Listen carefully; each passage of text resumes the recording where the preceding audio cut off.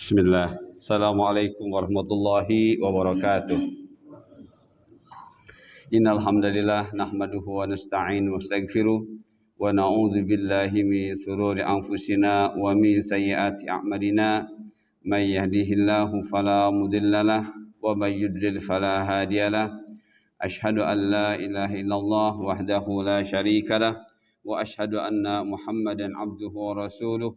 يا أيها الذين آمنوا اتقوا الله حق تقاته ولا تموتن إلا وأنتم مسلمون يا أيها الناس اتقوا ربكم الذي خلقكم من نفس واحدة وخلق منها زوجها وبث منهما رجالا كثيرا ونساء واتقوا الله الذي تساءلون به والأرحام إن الله كان عليكم رقيبا يا أيها الذين آمنوا اتقوا الله وقولوا قولا سديدا يصلح لكم أعمالكم ويغفر لكم ذنوبكم ومن يطع الله ورسوله فقد فاز فوزا عظيما أما بعد فإن أصدق الحديث كتاب الله وخير الهدي هدي محمد صلى الله عليه وسلم وشر الأمور محدثاتها وكل محدثة بدعة wa kullu bid'atin dhalalah wa kullu dhalalatin finnar.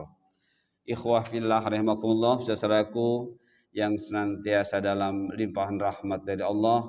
Alhamdulillah Allah masih memberikan kepada kita di antara rahmatnya berupa nikmat duduk di majelis ilmu.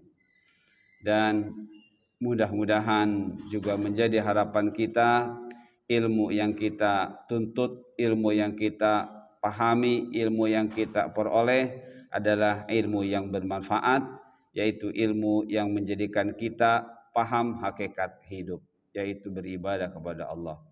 Saudaraku, kaum muslimin yang Allah muliakan, kita masih membahas hadis yang ke-7 tentang ad-dinu an-nasihah, agama adalah nasihat. Dan kita sedang di poin ke berapa? Keempat, ya. Agama adalah nasihat bagi para pemimpin umat Islam. Jadi ketika kita bicara agama adalah nasihat bagi pemimpin umat Islam, yang harus kita pahami bahwa di dalam agama Islam itu ada pemimpin, ya. Ada pemimpin, dan pemimpin dibagi dua. Ada ulama dan ada umara, ya. Ada ulama dan ada umara. Kedua-duanya adalah pemimpin. Dan ketika disebut kata pemimpin adalah bukan semata-mata pemimpin secara lembaga, bukan semata-mata pemimpin secara institusi, tapi pemimpin secara individu. Maka yang dimaksud dan yang harus kita pahami dengan kata pemimpin adalah qudwah, ya. Jadi makna yang mendasar sekali, yang fundamental sekali, yang harus kita pahami ketika mendengar kata pemimpin, yang bahasa Arabnya adalah imam, ya, yang jamaknya adalah a'immah, itu adalah qudwah, ya. Qudwah. Apa itu qudwah? Kullu ma yuttakhadhu bihi misalan. Setiap orang yang bisa dan harus bisa dijadikan contoh, diikuti perbuatannya, diikuti amal-amalnya, ya. Itu yang dimaksud dengan pemimpin, teman-teman.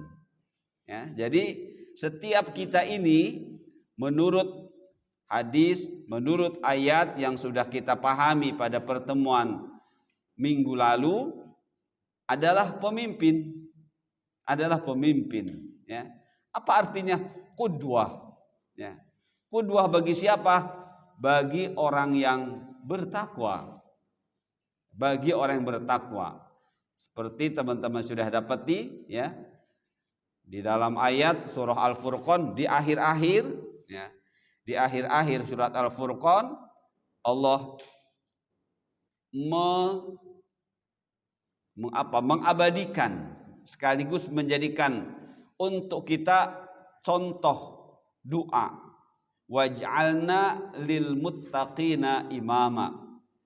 Jadi di antara doa yang Allah ajarkan kepada kita sebagai hamba Allah adalah waj'alna lil muttaqina imama. Jadikan kami adalah pemimpin bagi orang-orang yang bertakwa. Di situ maksudnya jadikan kami adalah qudwah. Jadikan saya ini adalah hambamu yang bisa dicontoh perkataannya, perbuatannya dan sebagainya oleh orang-orang yang bertakwa yang lainnya. Itu teman-teman. Nah, apalagi seorang pemimpin yang di sebuah lembaga, di sebuah institusi, baik lembaga kecil, keluarga, kemudian RT, RW dan seterusnya. Dua berarti, ya, pemimpin secara individu dan pemimpin secara lembaga. Nah, ini lebih berat lagi. Ini teman-teman ya. Jadi yang dimaksud pemimpin adalah yang dicontoh, ya, amal-amalnya dalam kaitannya dengan amal agama. Nah, kemudian dibagi dua teman-teman, ada ulama dan ada umaro. Ya, ada ulama dan ada umaro. Nah, ketika disebut ulama, apa yang harus kita pahami ini? Ar-Rabbaniyun alladzina warathun nabiyya sallallahu alaihi wasallam ilman wa ibadatan wa akhlaqan wa da'watan. Yang harus kita pahami ketika berkata ulama adalah Rabbani, ya. Pemimpin-pemimpin yang Rabbani, yang diharapkan memiliki sifat-sifat ketuhanan di dalam dirinya. Maksud sifat ketuhanan bukan berarti menjadi Tuhan, bukan menjadi Allah, tapi sifat yang mulia yang Allah tanamkan di dalam ayat Al-Quran. Dan ketika kita menjadi hamba Rabbaniyin, hamba Allah Rabbaniyin, maka ciri khasnya adalah mempelajari Al-Quran, memahami Al-Quran, mengamalkan Al-Quran, kemudian mendakwahkan Al-Quran. Makanya di sini diberi, ya, sifat ilmu, ibadah, akhlak dan dakwah. Ya. Ketika disebut ilmu, tadi semua yang ada dalam Al-Quran harus jadi ilmu. Ibadah, sumber ibadah. Akhlak dimaksudkan adalah semua nilai-nilai positif yang menjadikan kita mendapat pahala, itu hakikat akhlak. Ibadah akhlak sebenarnya, ya. Dan dakwah, ketika kita menyebarkannya, maka di dalam Al-Quran diberi tata caranya yang benar. Nah, ini disebut ulama teman-teman, ya. Kemudian umara adalah hum al-munfidun syari'atallahi fi anfusihim wa fi ibadillah. Umara adalah para pemimpin yang melaksanakan dari apa yang didapatkan daripada ulama. Ya, jadi pelaksananya, ulama adalah yang membimbing orang-orang tersebut, dibimbing oleh ulama, kemudian mereka siap mengamalkan untuk dirinya dan umat lain, adalah disebut umara. Ya, jadi umara adalah para ulama, para pemimpin yang mendapat bimbingan dari para ulama untuk menerapkan syariat Allah bagi diri mereka dan bagi yang dipimpin, alias hamba-hamba Allah. Ditulis hamba-hamba Allah, maksudnya diharapkan yang dipimpin ini pun menjadi hamba Allah, ya. Karena ketika disebut hamba Allah adalah hamba yang paham, ya, hakikat hidup. Apa itu beribadah kepada Allah? Nah, ini teman-teman, ya. Jadi kesimpulan yang kemarin seperti itu. Kemudian kita juga suka mendengar kata ulil amri, ya, ulil amri. Terutama di dalam ayat 59 surah An-Nisa Itu ada kata-kata ulil amri. Sini, wahai orang yang beriman, taatlah kalian kepada Allah dan Rasul dan kepada ulil amri minkum di antara kalian, ya. Minkum di antara kalian. Ulil amri sini adalah ulama dan umara, dan termasuk siapapun yang punya kemampuan khusus, punya kompetensi khusus untuk memenuhi hajat masyarakat. Itu juga disebut dengan ulil amri. Jadi ulama, umara, dan siapapun yang memiliki kemampuan khusus, yang kemampuan tersebut kaitannya dengan hajat umum. Ya, siapapun, para profesional, ya, dia punya ilmu khusus dan punya kepentingan dengan kebutuhan masyarakat, itu adalah ulil amri. Itu adalah ulil amri, ya, makna secara umum. Nah, secara khusus adalah ulama dan umara. Semua yang punya kebutuhan yang dibutuhkan oleh masyarakat, itulah ulil amri. Terlebih ulama dan umara. Baik teman-teman, ya.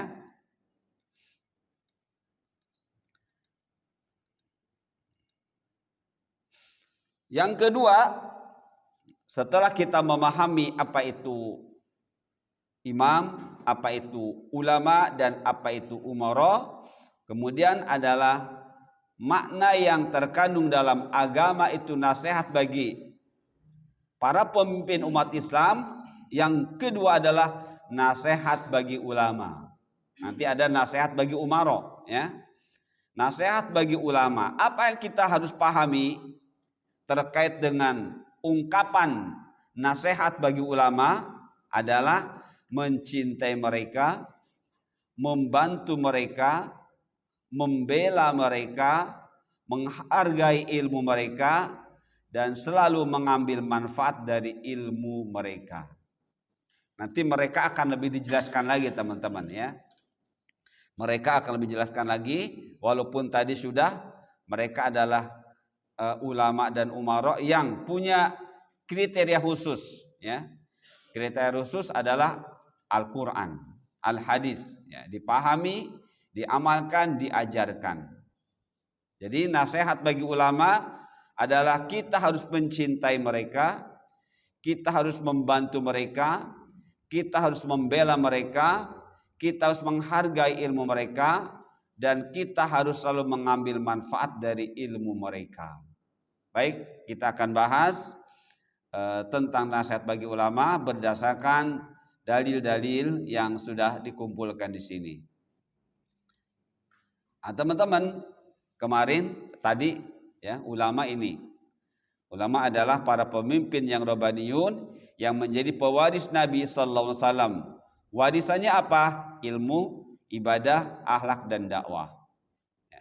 Jadi ilmu, ibadah, akhlak, dan dakwah ini masuk ke semua lini kehidupan, masuk ke semua aspek kehidupan. Nah, mereka mengajarkan, jadi para rabbaniyun, mereka mengajarkan kepada umat manusia tentang agama, ya, tentang agama Allah, serta membimbing mereka, yakni rakyat ini, ya, untuk bisa mengamalkan agama dengan sebenar-benarnya. Nah, baik, ini ketika seorang tabi'in, ya, dari saya kutip dari kitab Hayatus Salaf Bainal Qauli wal Amal, ya. Ini bagus sekali kitab ini, isinya juga bagus, ya. Itu saya dapat hadiah dari teman yang sedang belajar di sana di Madinah, ya. Dapat hadiah kitab ini. Alhamdulillah, ya, bermanfaat untuk saya sampaikan ke teman-teman. Kitabnya cukup tebal, mungkin sekitar seperti ini, ya. Nah, saya kutip dari kitab ini perkataan tabi'in. Qala Hilal bin Khabbab, ya. Qultu li Sa'id bin Jubair, ma alamatu halakin nas? Qala idza dhahaba ulama'uhum. Hilal bin Khabbab berkata rahimahullah, saya bertanya kepada Sa'id bin Jubair, apa tanda kehancuran manusia? Ya. Apa ciri kehancuran manusia? Maka dia menjawab, ya, Sa'id bin Jubair menjawab, idza dhahaba ulama'uhum, jika para ulama mereka sudah tiada. Ya, jadi kalau ulama sudah tidak ada, sudah pada meninggal atau hilang sifat keulamaannya, ya. Mungkinkah hilang sifat keulamaannya? Mungkin. Nanti di sini sudah saya siapkan, ya, penjelasan. Jadi yang dimaksud hilang ulama adalah meninggal atau hilang sifat keulamaannya. Nah, ketika hilang keulamaannya dengan meninggal atau dengan pengaruh-pengaruh dunia, maka itulah ciri kerusakan manusia, ya.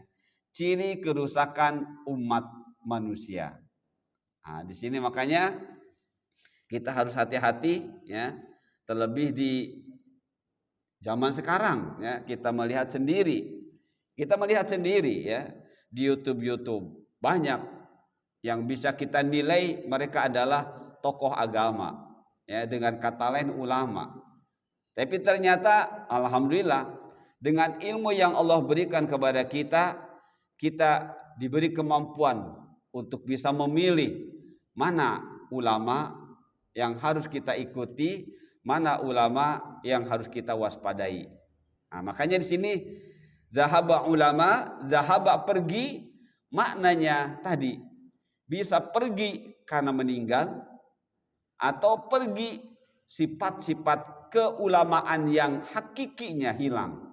Kenapa? Karena pengaruh-pengaruh syahwat, ya, pengaruh dunia, akhirnya jadi syubhat. Padahal syubhat adalah bahayanya lebih besar, ya. Kenapa?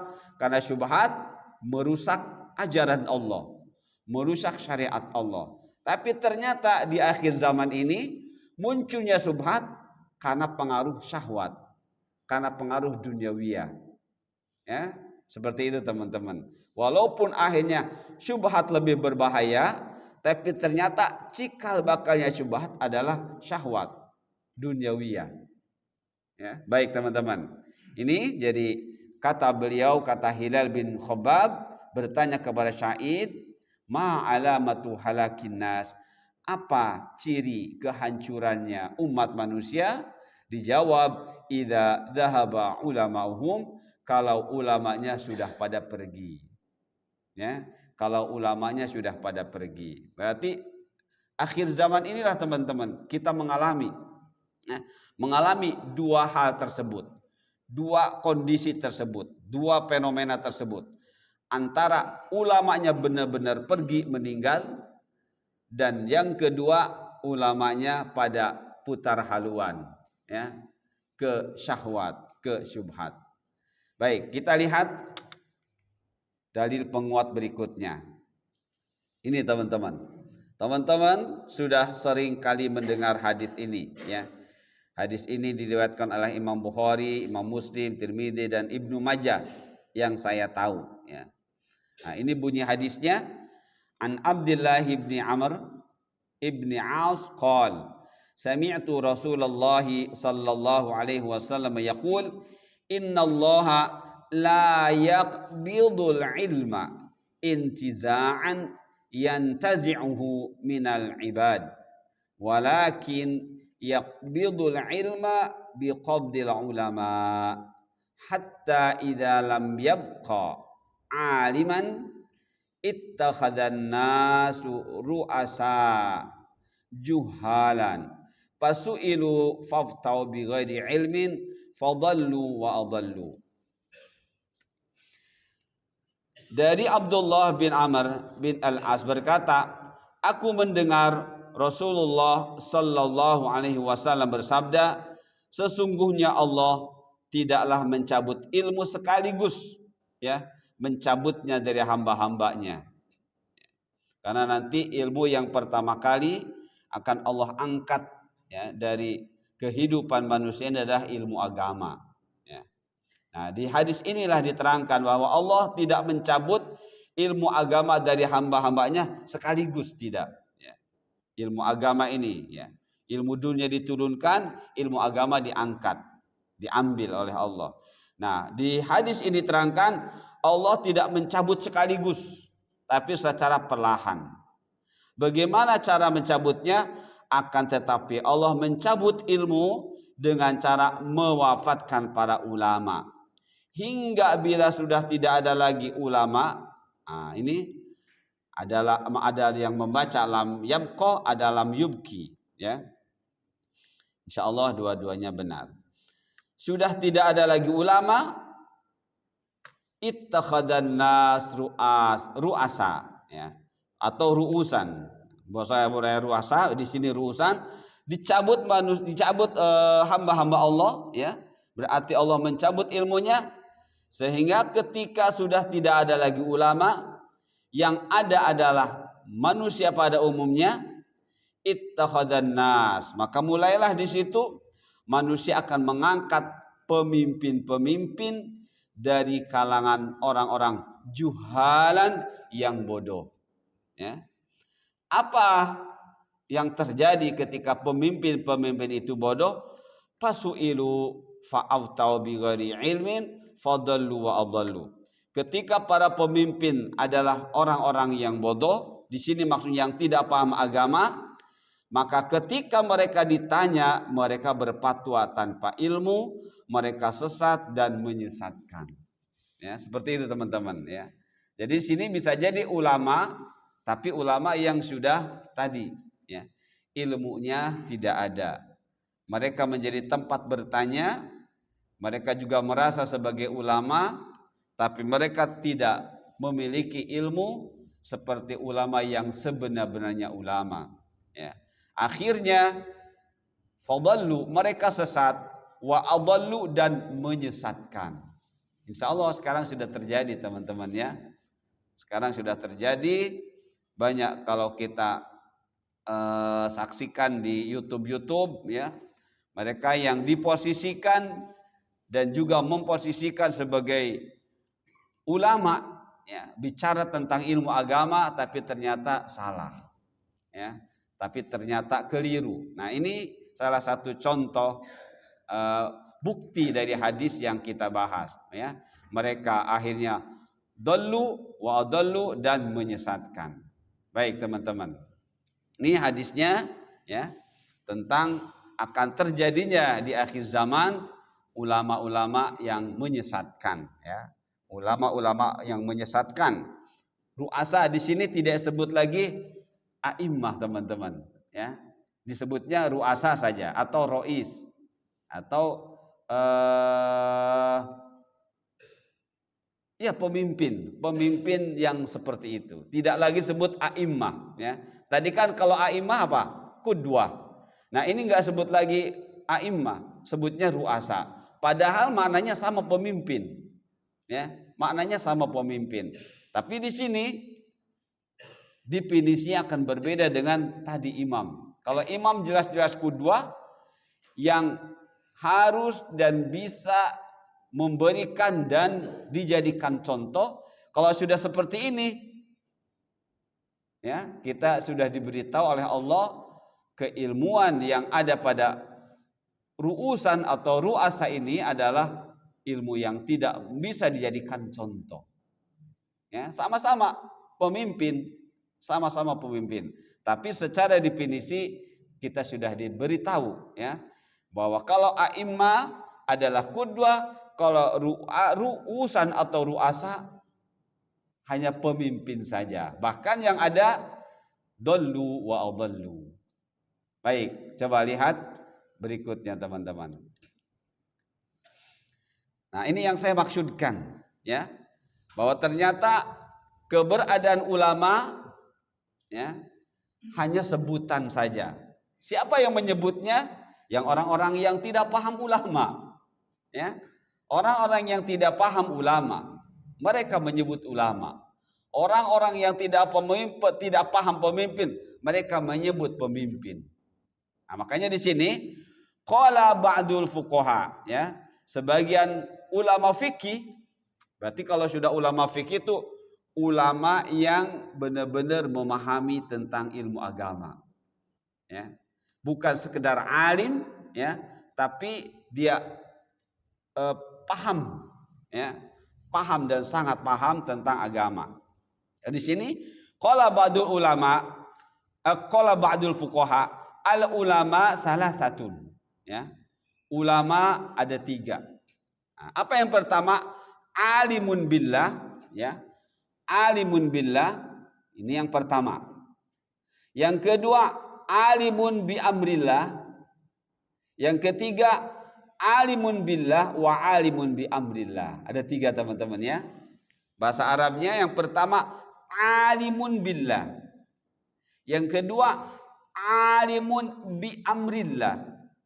Yang ketiga menggabungkan kedua tadi. Alimun billah wa alimun bi amrillah. Nah, ini, ya. Apa itu alimun billah? Di sini saya beri warna yang berbeda. Yang alimun billah yang warna merah, alimun bi amrillah yang warna hitam, dan alimun dengan dua-duanya billah wa bi amrillah yang warna biru. Jadi teman-teman biar langsung menangkap, ya. Nah, apa itu alimun billah, ya? Di situ dijelaskan adalah alimun adalah ulama yang takut kepada Allah saja, tapi tidak mengenal sunnah. Ya, jadi penjelasannya di sini adalah ini alimun billah. Maaf teman-teman, ininya mati. Alimun billah, ulama yang secara bahasa mengenal Allah, ya. Itu adalah ulama yang takut kepada Allah, tapi mereka tidak paham sunnah, ya. Tidak paham ajaran Rasulullah yang sesungguhnya. Kita sudah mengetahui, ya, takut kepada Allah itu kan, rasa takut itu ada 2. Ada khauf, ada khosyah, ya. Khauf itu akan sempurna bila lahir dari khosyah, atau khosyah akan sempurna bila diikuti dengan khauf. Nah, penjelasan di sini bahwa alimun billah itu hanya khauf saja, hanya khauf. Jadi takutnya tidak sempurna. Harusnya khosyah. Tapi ulama ini hanya memiliki khauf saja. Hanya takut berupa khauf. Takut kepada benda-benda, kepada makhluk-makhluk Allah yang akan membahayakan dirinya, yang akan mencelakai dirinya. Karena tidak ada khosyah kepada Allah, maka akhirnya solusinya salah. Ikhtiarnya keliru. Ya. Nah, ulama-ulama sekarang mungkin banyak seperti itu. Karena punya takut, wah, kalau saya enggak mengikuti jamaah, nanti apa yang akan terjadi nih? Ini khauf namanya teman-teman. Ini khauf, ya. Nah, seakan-akan ulama ini takut kepada Allah, ya. Seakan-akan ulama ini takut kepada Allah. Padahal dia takut kepada makhluk Allah, kepada yang membahayakannya. Nah, karena tidak ada khosyah, akhirnya solusinya berbeda. Beda. Apa contohnya tadi? Wah, ini kalau saya tidak menjawab pertanyaan dari jamaah yang menyenangkan jamaah, ini akan bahaya. Akhirnya jawabannya yang menyenangkan jamaah. Karena takut jamaahnya hilang, dia beri jawaban yang kira-kira diinginkan oleh jamaah. Ini namanya khauf. Ya, solusinya salah. Seharusnya tadi khauf itu lahir dari khosyah. Khosyah takut kepada Allah. Dari takut kepada Allah itu akan melahirkan khauf yang benar. Nah, ini alimun billah. Ya, mereka punya rasa takut kepada Allah, tapi tidak sempurna rasa takutnya. Akhirnya di sini jelaskan tidak mengenal sunnah. Akhirnya sunnah yang seharusnya dipertahankan malah kebalikannya. Nah, ini yang pertama teman-teman ya. Jadi yang warna merah, alimun billah adalah ulama yang taat kepada Allah tapi tidak mengenal sunnah. Yang kedua yang warna hitam, alimun bi amrillah adalah ulama yang mengenal sunnah tapi tidak takut kepada Allah.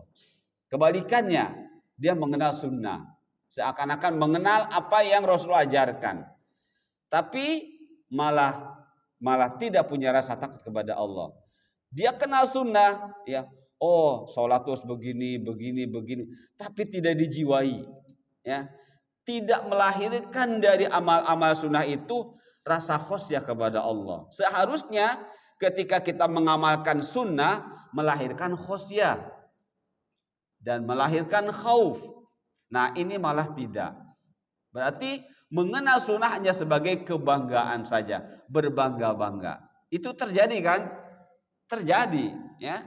Mereka mengenal sunnah tapi hanya sebuah kebanggaan.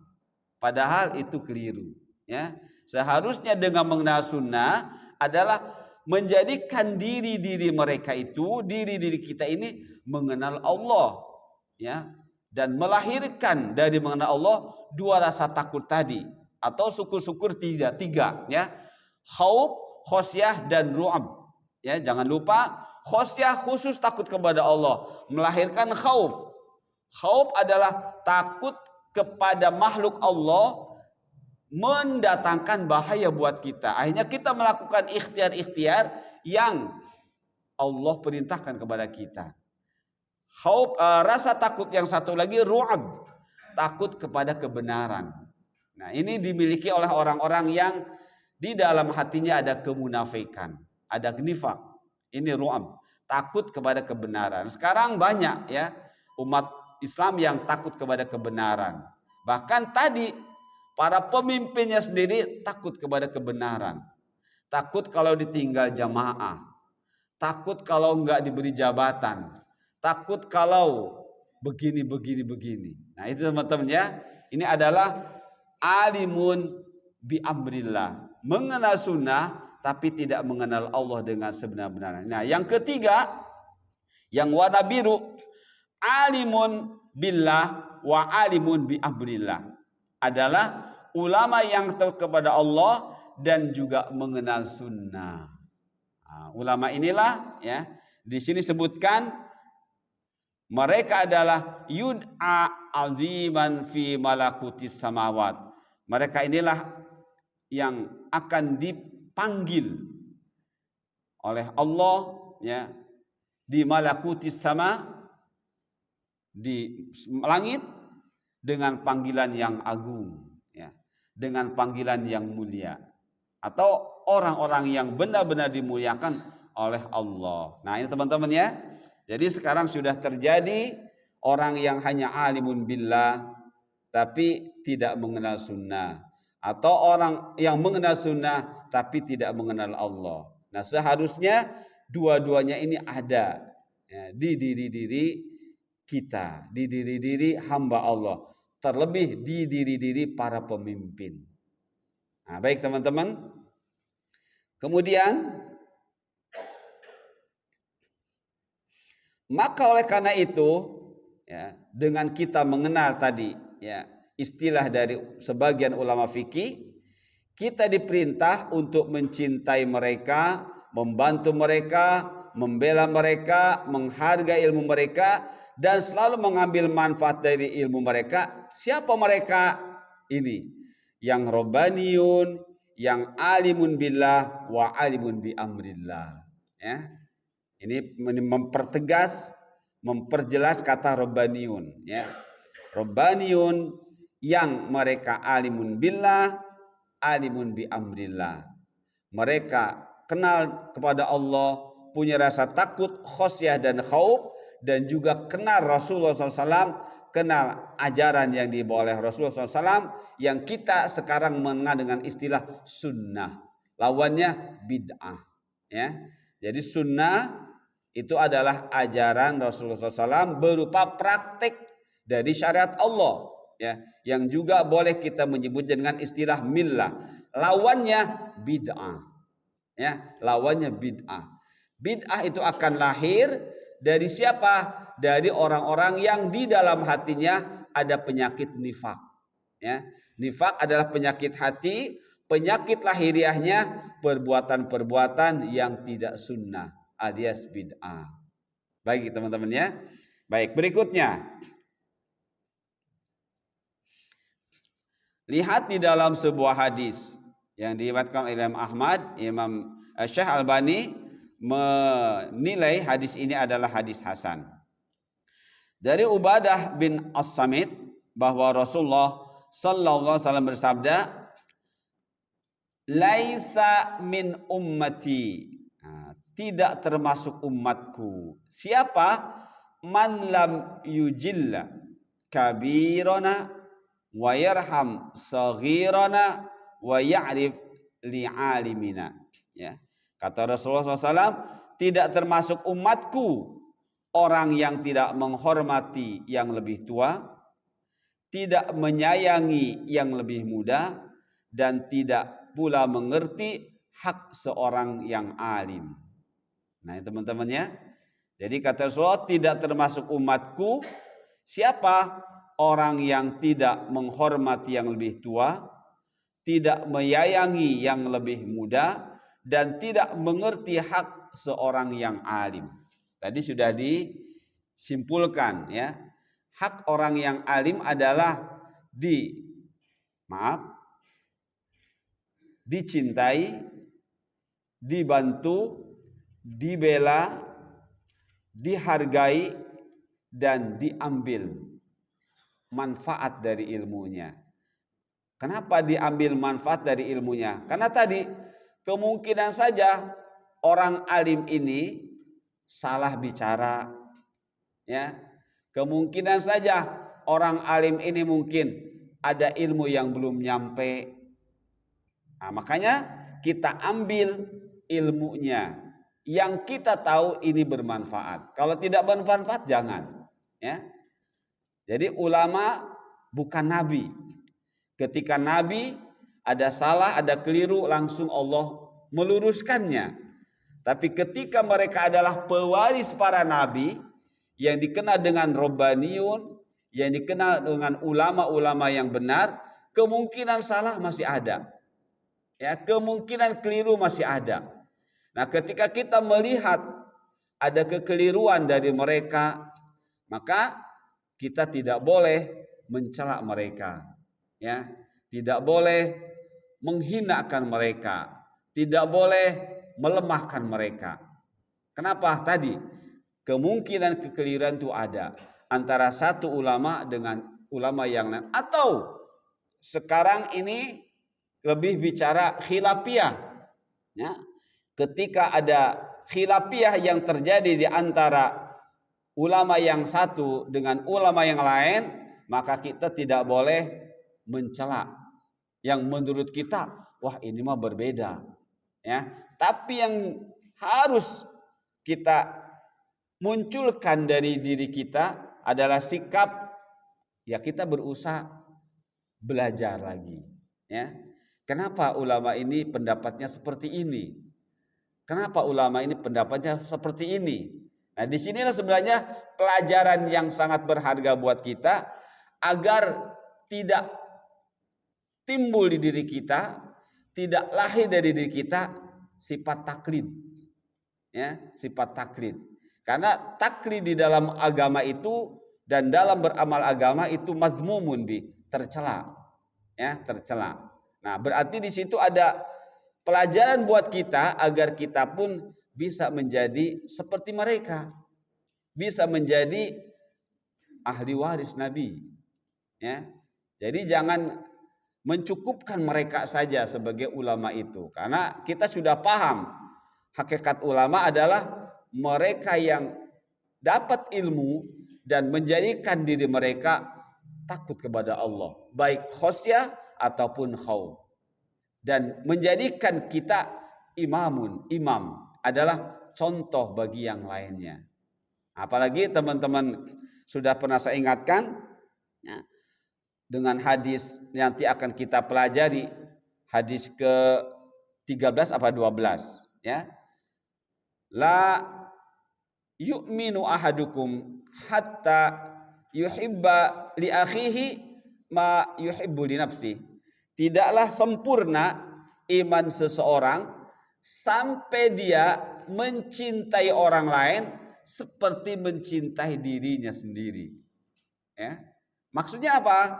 Maksudnya kita harus bisa mengajak saudara-saudara kita sesama muslim beramal yang benar, beramal yang mengantarkan ke dalam surga.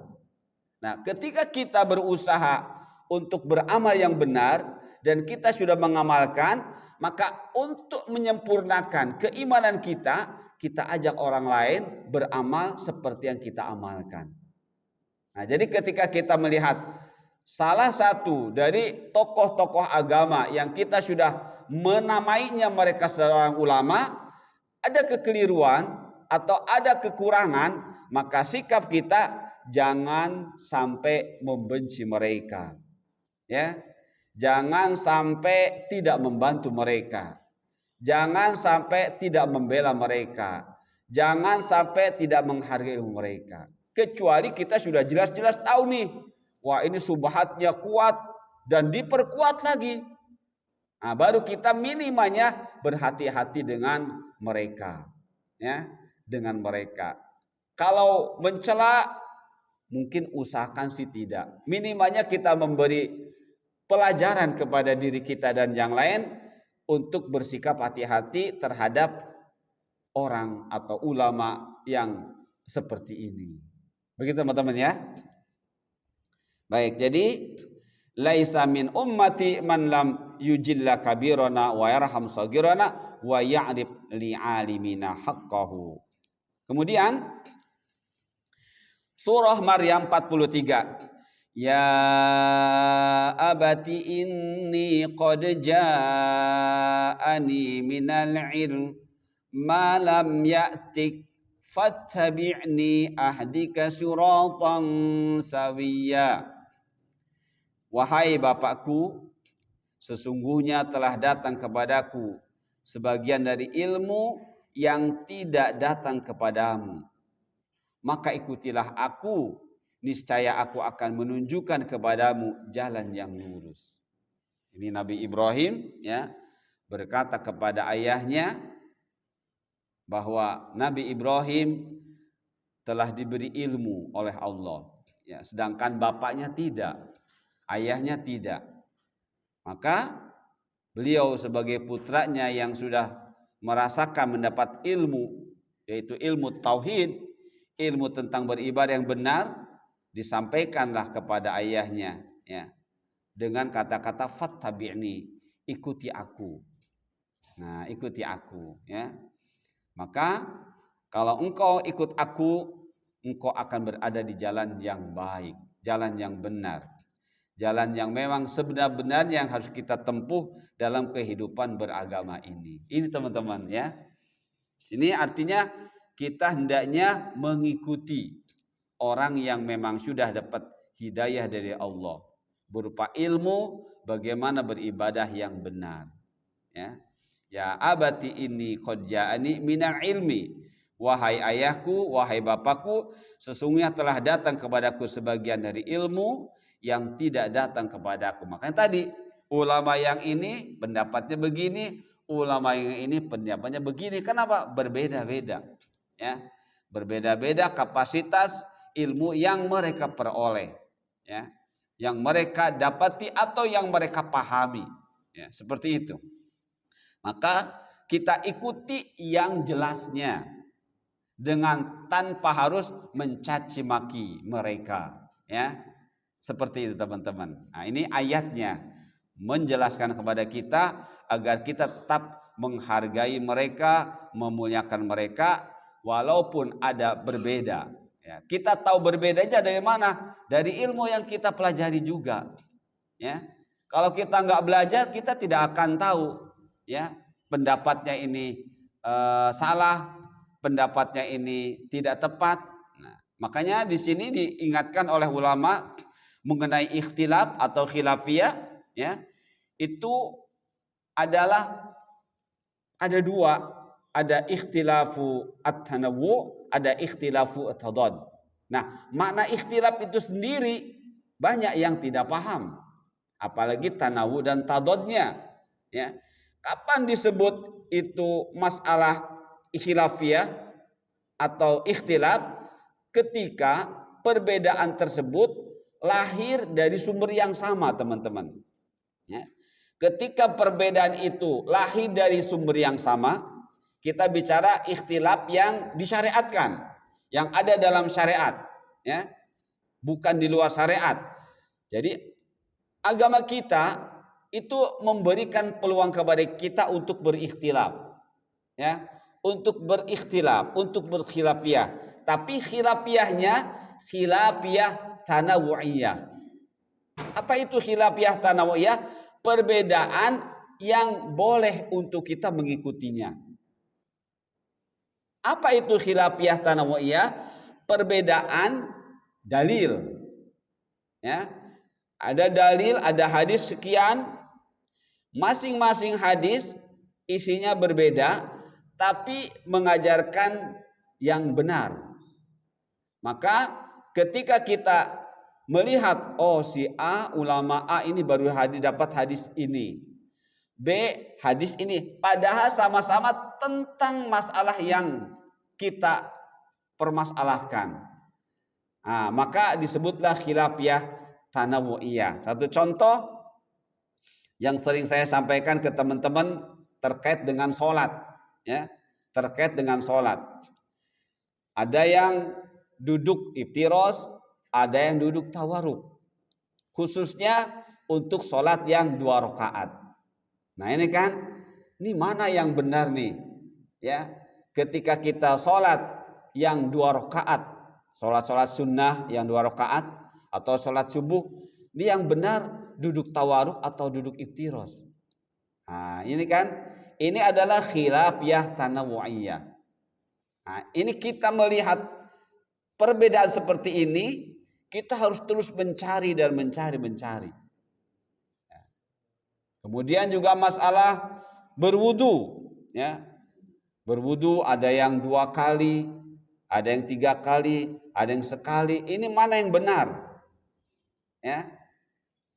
Kalau yang salah yang 4 kali. Yang 3 kali 3 kali benar. 2 kali 2 kali benar. 1 kali 1 kali benar. Tapi ketika bicara isbag, bisa kesempurnaan wudu, itu 3 kali 3 kali. Nah ini ketika salah seorang dari kita, teman-teman kita, yang satu 2 kali 2 kali, yang satu 3 kali, semuanya benar. Ini namanya ikhtilaf tanawu. Jadi dalam syariat kita boleh. Teman-teman sholat, mengangkat tangan, ada yang setinggi daun telinga, ada yang setinggi pundak, dua-duanya benar karena hadisnya ada. Ini namanya ikhtilafut tanawu. Nah, di luar dua ini ikhtilaf tadad namanya. Ikhtilafut tadad. Ikhtilaf yang tidak boleh terjadi dalam syariat. Nah, ini teman-teman, ini harus kita pahami supaya kita ketika melihat seorang yang kita tokohkan sebagai tokoh agama, kita melihat pendapat yang berbeda, kita tidak langsung mendiskreditkan dia. Wah, dia mah salah. Nah, enggak seperti itu. Oh, berarti belum sampai kepada beliau ilmunya yang seperti yang kita dapati. Seperti itu. Jadi tidak berarti seorang yang sudah kita tokohkan sebagai ulama itu ilmunya akan terus unggul. Enggak. Mungkin saja. Oh, dia berarti belum dapat dia. Ya.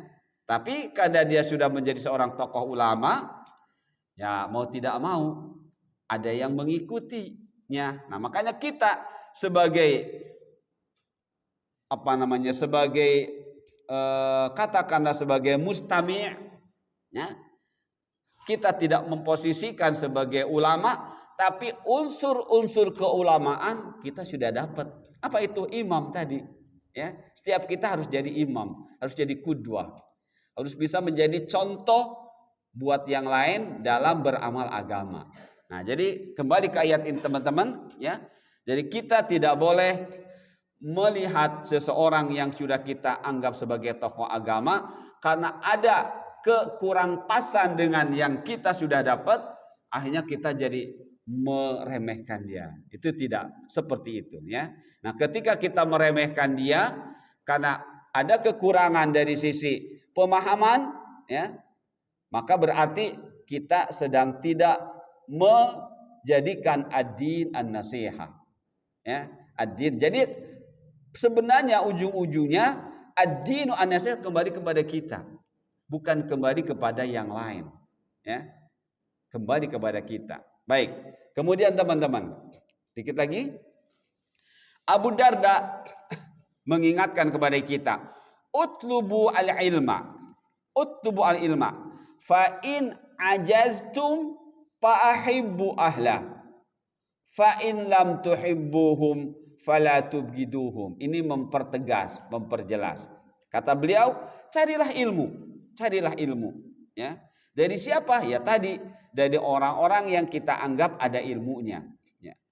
Fa in ajaztum, jika kalian berat untuk belajar, untuk mengambil ilmu dari orang tersebut, ya. Fa in ajaztum, jika kalian berat mau mengambil ilmu dari orang tersebut karena sudah melihat kelemahannya misalnya, fa ahibbu ahla, tetaplah mencintai mereka, ya. Tetaplah cintai mereka walaupun kita tidak mau mengambil ilmunya dari dia karena kita menganggap ada kekurangan dari diri dia, ya. Tetap kata Abu Darda, cintai dia, cintai mereka. Nah, fa in lam tuhibbuhum, tapi kalau susah juga kok mencintai dia, ya, susah untuk mencintai dia, apa nasihat terakhir? Fala tubghiduhum, jangan benci. Jangan benci dia. Begitu ya. Jangan benci dia, jangan benci mereka. Kalau tetap sulit untuk ikut, untuk hadir di kajian dia, nasihat terakhir dari Abu Darda, fala tubghiduhum, jangan benci mereka, ya. Jangan, ya, jangan jadi tidak suka ke mereka. Tetap, ya. Bagaimana? Ya sudah. Pokoknya saya tidak ikut ngaji dengan dia, tapi saya tidak berarti membenci dia. Buktinya apa? Jangan pengaruhi orang lain untuk seperti kita, ya. Nah, ini terjadi di teman-teman ini, terjadi seperti yang tidak dinasihatkan, terjadi di luar yang dinasihatkan Abu Darda, ya. Mempengaruhi teman-temannya untuk tidak ikut ngaji dengan orang ini, dengan disampaikannya begini. Nah, ini tidak paham ad-dinu an-nasihah terkait dengan a'immatul muslimin, ya. Jadi orang yang mempengaruhi orang lain untuk tidak ikut ngaji dengan orang ini, ya, maka berarti dia termasuk orang yang tidak paham ad-dinu an-nasihah, agama itu nasihat. Nah, baik teman-teman, coba lihat masih ada enggak? Sudah berarti ya? Sudah selesai teman-teman? Berarti ini untuk pertemuan berikutnya hari Sabtu, ya. Nasihat bagi umara. Apa saja? Ya, adalah yakin bahwa mereka adalah pemimpin umat. 2, sebarluaskan kebaikan-kebaikan mereka. 3, laksanakannya yang diperintahkan oleh mereka. Kemudian yang keempat, tutup aib mereka. Kemudian tidak menentang mereka, tidak demo kecuali nampak dari diri mereka kekufuran yang jelas. Jadi kalau tidak nampak kekufuran jelas, menurut penjelasan ini tidak boleh melakukan demo-demo. Tapi kalau sudah jelas kekufurannya, mengajak kita jangan sholat, itu namanya kekufuran yang jelas, ya. Tidak boleh melakukan amal-amal agama, itu baru namanya kekufuran jelas. Boleh kita melakukan muzaharah, ya, bahasa Arabnya muzaharah, bahasa kitanya demo. Kalau tidak, maka dalam memahami ad-dinun nasihah adalah seperti ini teman-teman. Baik, insyaallah waktunya sudah cukup ya. Kita akan bahas nasihat bagi umara ini Sabtu depan ya. Kita tutup saja dengan doa subhanakallahumma bihamdika asyhadu an la ilaha illa anta astaghfiruka wa atubu ilaik. Wassalamualaikum warahmatullahi wabarakatuh.